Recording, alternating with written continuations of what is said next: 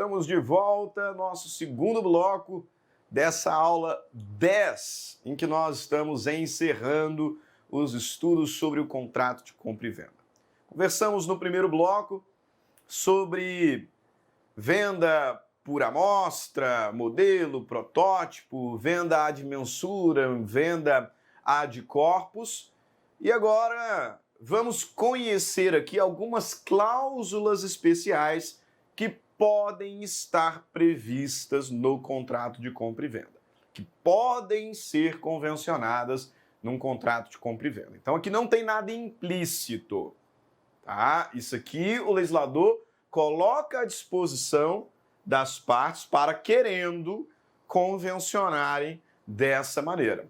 E a primeira dessas cláusulas que gera muita discórdia, né, que causa muita discussão, alguns não gostam dessa figura, alguns doutrinadores são super críticos a esse instituto, afirmando que ele pode ser utilizado com finalidade fraudulenta, enfim, mas não é esse o nosso objetivo. Eu não quero discutir com vocês a natureza, a razão, a aplicabilidade do Instituto ou não. Ele é bastante criticado, mas está no Código Civil e a gente precisa saber como funciona. Estou me referindo à cláusula de retrovenda.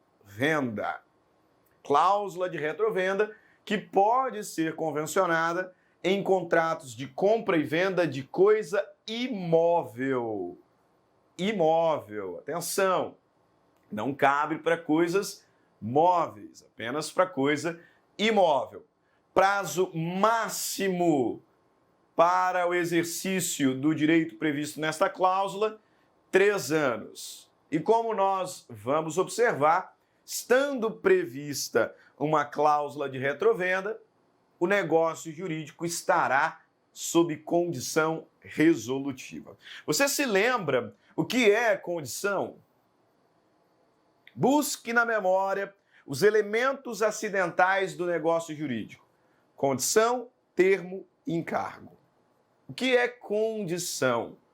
Condição, para o direito, é o evento futuro e incerto.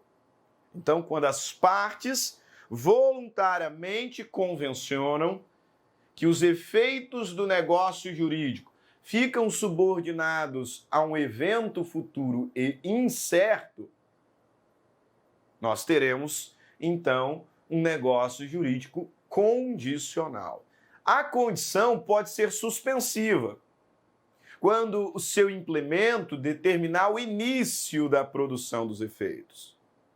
O negócio jurídico ele existe, é válido, mas somente produzirá efeitos se e quando ocorrer o evento futuro e incerto convencionado pelas partes. Nas aulas de processos de parte geral, eu costumo citar o exemplo daquela promoção da Casas Bahia na Copa do Mundo de 2014.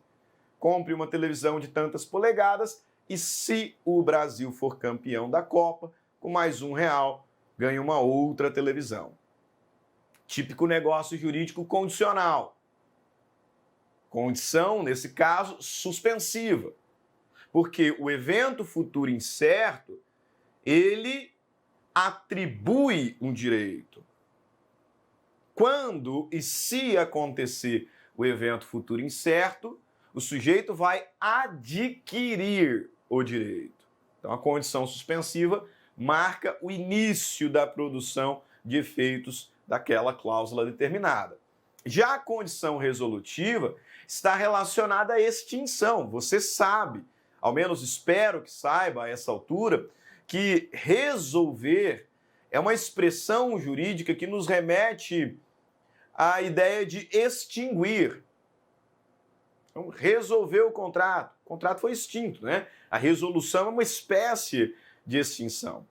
E condição resolutiva, portanto, é o evento futuro incerto convencionado pelas partes que, uma vez implementado, põe fim, faz cessar a produção de efeitos daquele negócio jurídico. Por que que a cláusula de retrovenda é uma condição resolutiva? Vamos entender o funcionamento da retrovenda agora. Quando as partes convencionam uma cláusula de retrovenda, meus caros, elas estão dizendo o seguinte: eu estou vendendo a minha casa para você, perfeito? E a gente vai celebrar o contrato direitinho. Estou vendendo a minha casa para você, faremos por escritura pública, você vai me pagar o valor, o título translativo será registrado, portanto, este contrato produzirá os seus efeitos. Você é dono. Com o registro imobiliário, você é dono do bem. E me pagou já o valor que eu recebi. Se nós convencionamos uma retrovenda, você está me dando o direito de, dentro de um certo prazo, exigir a devolução do bem. Por isso, retrovenda. Ao convencionarmos essa cláusula, você está me dando o direito de, dentro do prazo estabelecido no contrato, de no máximo 3 anos, eu exigir a devolução do bem. Obviamente, mediante devolução do valor que foi pago e das despesas contratuais, dependendo das circunstâncias, até mesmo despesas com benfeitorias. Mas é isso que está acontecendo. Nós convencionamos no nosso contrato que eu tenho 1 ano para, querendo, exigir a devolução do bem. E se eu fizer isso, o que acontece com o contrato? Ele é extinto. Por isso, condição resolutiva. Pode acontecer de, nesse prazo de 1 ano, 2 anos, ou no máximo 3 anos, conforme nossa convenção, eu exigir a retrovenda ou não. Exigir a retrovenda ou não. Portanto, é uma condição, é um evento futuro incerto, que, se for implementado, causará a extinção do contrato. Por isso, uma condição resolutiva. Vamos para a lei. Veja aqui o artigo 505 do Código Civil. O vendedor de coisa imóvel pode reservar-se o direito de recobrá-la no prazo máximo de decadência de 3 anos. Então, coisa imóvel, reservar-se o direito de recobrá-la, prazo máximo de 3 anos, restituindo o preço recebido e reembolsando as despesas do comprador, inclusive as que, durante o período de resgate, se efetuaram com a sua autorização escrita ou para a realização de benfeitorias necessárias. Artigo 506. Se o comprador se recusar a receber as quantias a que faz jus, o vendedor, para exercer seu direito de resgate, as depositará judicialmente. Então, se você se recusar a me devolver o bem, eu vou consignar o pagamento dessas despesas e vou exigir em juízo a devolução. Vou exigir em juízo o resgate. Ok?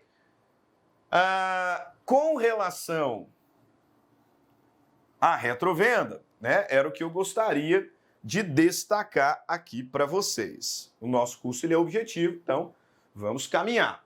Outras cláusulas interessantes e que merecem a nossa atenção são as seguintes: venda a contento e a venda sujeita à prova. O que é uma venda a contento? Venda a contento acontece quando as partes clausulam que os efeitos do contrato ficarão sujeitos ao gosto do comprador. Como assim, professor? Simples. Se nós celebramos uma compra e venda a contento, colocamos lá no nosso contrato uma cláusula ad gustum,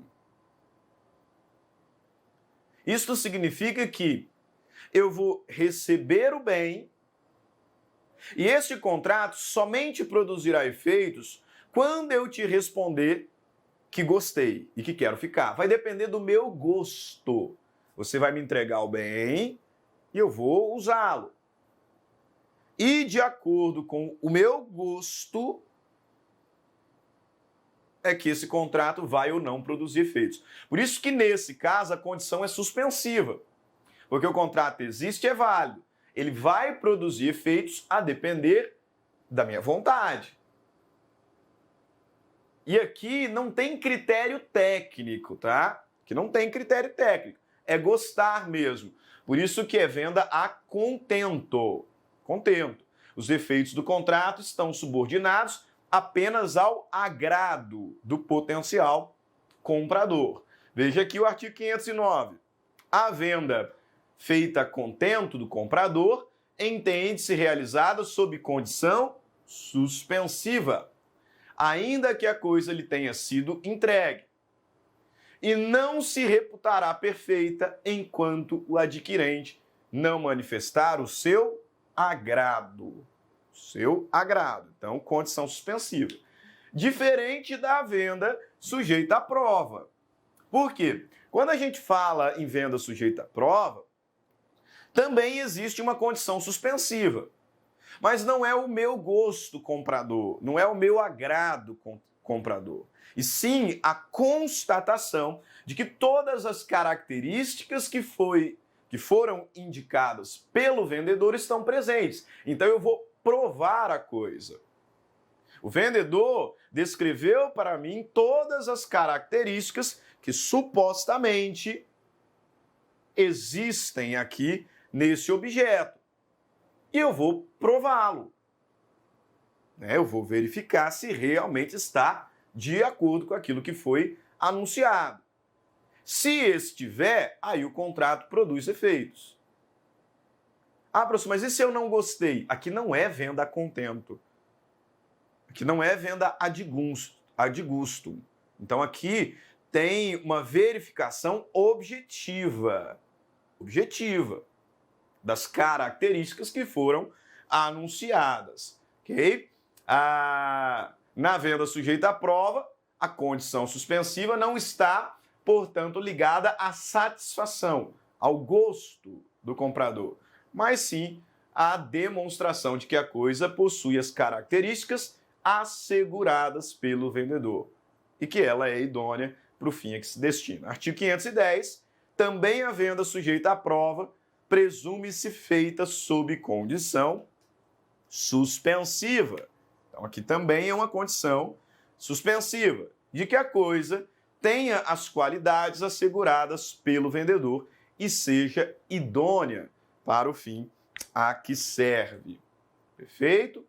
Então, eu coloco aí no seu material as lições do professor Cristiano Sobral, né, e ele faz exatamente essa distinção. Quando a gente fala em venda de gusto, a contento, o critério ali é o gosto do comprador.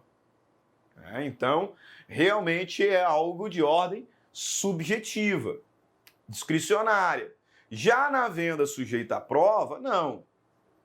A eventual recusa precisará ser fundamentada com base em sinais, com base em falta de características que foram anunciadas pelo vendedor. Artigo 511. Em ambos os casos, as obrigações do comprador que recebeu, sob condição suspensiva, a coisa comprada, são as de mero comodatário enquanto não manifeste aceitá-la. Em ambos os casos, as obrigações do comprador que recebeu sob condição suspensiva a coisa comprada são de mero comodatário. O que o legislador está dizendo aqui? Veja bem, enquanto eu não manifestar a minha vontade no ad gustum ou a comprovação das características anunciadas na venda sujeita à prova, o meu papel, a minha posição jurídica será de comodatário. Estou com a coisa em meu poder, mas a título de comodado. Artigo 512. Não havendo prazo estipulado para a declaração do comprador, o vendedor terá direito de intimá-lo, judicial ou extrajudicialmente, para que o faça no prazo improrrogável. Então, se eu ficar enrolando, você me notifica dando prazo para que eu manifeste. Afinal, é a partir daí que o contrato de compra e venda vai produzir efeitos. Até então, estou com a coisa em meu poder na condição de mero comodatário. Outra cláusulazinha especial é a cláusula de preferência ou cláusula de preempção, de prelação. Eu já comentei sobre preferência com vocês em outras oportunidades.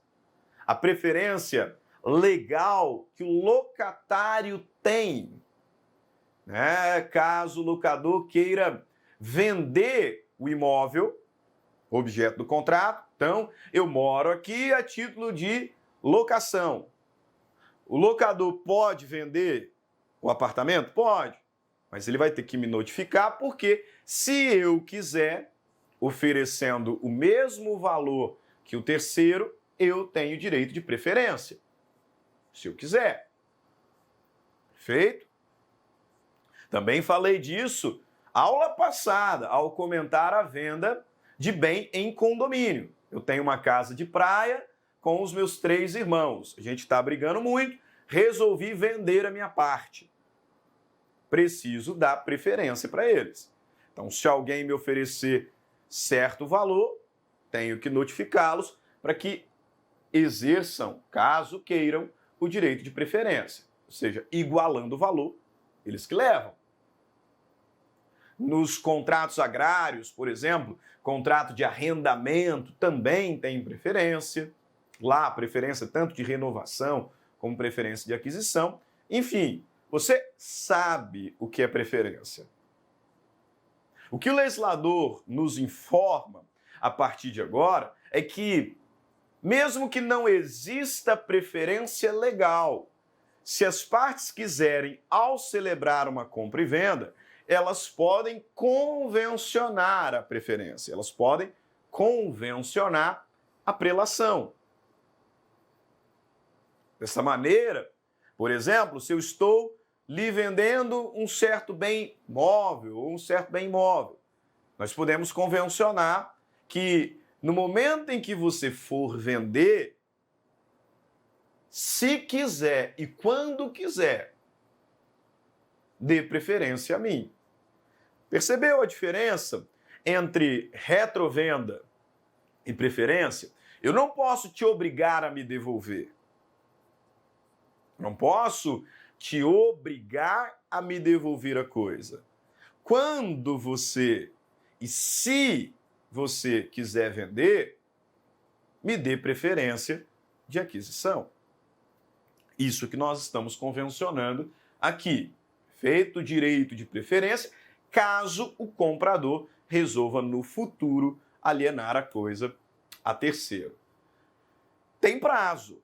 A gente não pode colocar isso ad eterno. Olha, passados 10, 15, 20 anos, no dia que você quiser vender, me dê preferência. Então, a gente não pode convencionar dessa maneira.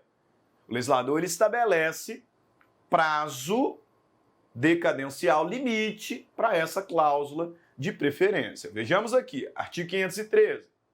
A preempção ou preferência impõe ao comprador a obrigação de oferecer ao vendedor a coisa que aquele vai vender ou dar em pagamento para que este use do seu direito de prelação na compra tanto por tanto. Parágrafo único. O prazo para exercer o direito de preferência não poderá exceder 180 dias, se a coisa for móvel, e 2 anos, se for imóvel. Por isso, desse quadrinho que está no material disponível aí na área do aluno para download. Se o objeto do contrato for um bem móvel, o máximo que a gente pode estabelecer 180 dias. Então, se você quiser vender dentro do prazo de 180 dias, me dê preferência. A partir daqui, não tem mais. Aí você vende para quem quiser. Se o bem for imóvel, o máximo que nós podemos convencionar é um prazo de 2 anos. Se você quiser vender, dentro de 2 anos, me dê preferência. Depois disso, aí vende para quem quiser. Tá? Prazo máximo legal estabelecido aqui no nosso Código Civil. Não confunda esse prazo com o prazo do artigo 516. Prazo do artigo 516 é um prazo de notificação. Você me notifica para que eu diga se quero exercer a preferência ou não. Perfeito? Então é um prazo para resposta. E aí o legislador nos informa que, inexistindo o prazo estipulado, o direito de preempção caducará se a coisa for móvel, não se exercendo nos 3 dias. E se for imóvel, não se exercendo nos 60 dias subsequentes à data em que o comprador tiver sido notificado. Então, se a gente não convencionou de forma diversa, me notificou, é bem móvel, tenho 3 dias para responder. Bem imóvel, tenho 60 dias para responder. Agora, a grande característica, ao meu ver, da cláusula de preferência convencional em relação à preferência legal é que nas hipóteses de preferência legal, como nós já observamos, se o direito de preferência não for dado, o sujeito poderá depositar o valor em juízo e adjudicar o bem, não é verdade? Lá na locação, lá no condomínio, se o direito de preferência for descumprido, o sujeito, tendo interesse, ele poderá depositar o valor e adjudicar o bem. Aqui pode? Aqui também existe essa possibilidade? Não. Não. Se o direito de preferência convencional for descumprido, não há de se falar na possibilidade de adjudicação compulsória mediante depósito do valor. Não. Então, qual que é a garantia que eu tenho, professor? Perdas e danos. Perdas e danos. É isso que o legislador nos diz. Artigo 518. Responderá por perdas e danos o comprador se alienar a coisa sem ter dado ao vendedor ciência do preço e das vantagens que por ela lhe ofereceram. Responderá solidariamente o adquirente se tiver procedido de má fé. Ok? Beleza. Próxima cláusula, cláusula de reserva de domínio. Essa aqui também é interessantíssima. Nós já aprendemos lá em Direito das Obrigações, também conversamos sobre isso em Direito das Coisas, que a propriedade do bem móvel é transmitida na tradição, não é verdade? Então, se eu estou lhe vendendo um bem móvel, não é o contrato que lhe fará dono. O contrato, ele é fonte de obrigação, de crédito e débito. A transmissão do domínio acontece na tradição, na entrega. Beleza. Mas o legislador nos informa que é possível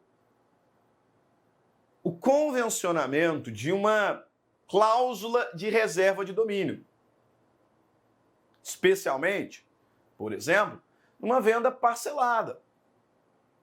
Eu vou te vender o bem, e aí você vai me pagar parceladamente, mas você não se tornará dono na hora que recebê-lo, não.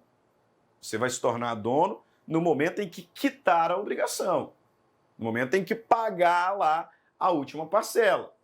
Então, até esse momento, reservo o domínio. Eu vou lhe entregar. Teremos a tradição, mas você não vai ser dono. Só no momento em que pagar a última parcela. Então, eu reservo o domínio até a quitação integral da relação obrigacional. É isso que o legislador possibilita ao falarmos em cláusula de reserva de domínio. Ok? Aí tem um problema, professor, porque, assim, a gente aprende que a coisa perece para o dono. É o que acontece num contrato de comodato, fica muito claro, no contrato de locação. Então, se eu vou vender com cláusula de reserva de domínio, eu vou entregar a coisa, mas ela continua minha. E se perecer sem culpa? E se deteriorar sem culpa? Aí o prejuízo vai ser meu, né? Porque afinal a coisa perece para o dono. Então, se fosse assim, nós inviabilizaríamos essa cláusula de reserva de domínio. Não é verdade? Por isso que aqui nós não vamos falar em res perite domino. Nós vamos falar em res perito emptores, que significa o quê? A coisa perece para o comprador. Então, sim, eu estou vendendo com reserva de domínio, ou seja, só no momento em que a última prestação for paga é que a propriedade será transmitida. Perfeito? Mas os riscos não serão meus. Mesmo que eu continue dono, os riscos de eventual perecimento ou deterioração não correm a meu cargo, não estão sobre mim, porque aqui a gente não aplica o res perit domino. Aqui nós vamos aplicar uma outra premissa, res perit emptores, ou seja, a coisa vai perecer para o comprador. Isso o legislador nos deixa muito claro através do próprio texto legal. Veja, artigo 521, na venda de coisa móvel, hein? Na venda de coisa móvel, pode o vendedor reservar para si a propriedade até que o preço seja integralmente pago. Artigo 524. A transferência de propriedade ao comprador dá-se no momento em que o preço esteja integralmente pago. Todavia, pelos riscos da coisa, responde o comprador, a partir de quando lhe foi entregue. Artigo 525. O vendedor somente poderá executar a cláusula de reserva de domínio após constituir o comprador em mora, mediante protesto do título ou interpelação judicial. Então, essa é a cláusula de reserva de domínio. Verificada a mora do comprador, então o vendedor poderá, contra ele, ajuizar a ação de cobrança das prestações vencidas ou optar por recuperar a posse do bem e resolver o contrato. Artigo 526, verificada a mora do comprador, poderá o vendedor mover contra ele a competente ação de cobrança das prestações vencidas e vincendas e o que lhe for devido, e o mais lhe for devido, ou poderá recuperar a posse da coisa resolvendo o contrato. Última cláusula especial do contrato de compra e venda. É o de venda sobre documentos. Mantendo ainda essa premissa de que a tradição é o que determina a transmissão da propriedade. Está lá no artigo 1226 do Código Civil. Os direitos reais sobre coisas móveis são adquiridos, transmitidos no momento da tradição. Beleza. Só que há situações, especialmente na venda de coisa existente e que está sujeita a risco, uma espécie de um contrato aleatório, em que o vendedor, para se livrar dos riscos, ele quer que a propriedade seja transmitida rapidamente.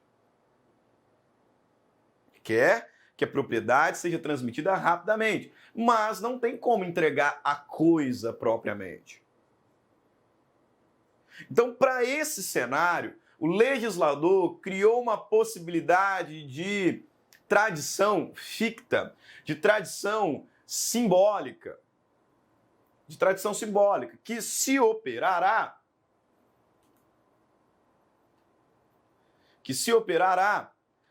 através da entrega de símbolos da coisa. Por exemplo, documentos. Eu vou lhe entregar os documentos todos, e esse ato valerá como tradição para efeito de transmissão da propriedade, para efeito de transmissão do direito real. Vejamos aqui o que nos diz o legislador no artigo 529. Na venda sobre documentos, a tradição da coisa é substituída pela entrega do título representativo. Então é uma forma de tradição simbólica, de uma tradição ficta, e dos outros documentos exigidos pelo contrato, ou no silêncio deste, pelos usos. Então, a coisa está vindo de fora, por exemplo, mas isso vai envolver algum risco e a coisa perece para o dono, enfim, a gente negocia um valor um pouco mais em conta, o risco fica para você. E dessa forma eu te entrego os documentos e esse ato vai simbolizar a tradição do próprio bem, lhe fazendo proprietário e me exonerando, enquanto vendedor. Parágrafo único. Achando-se a documentação em ordem, não pode o comprador recusar o pagamento, a pretexto de defeito de qualidade ou estado da coisa vendida, salvo se o defeito já houver sido comprovado. Então, achando a documentação certinha, propriedade é sua. E aí você não vai poder reclamar de mim eventual defeito, eventual problema, vício na coisa, a menos que você prove que esse vício já existia antes da tradição simbólica. Perfeitinho? Então, é isso que nós tínhamos para falar sobre o contrato de compra e venda. 2 aulas de contrato de compra e venda.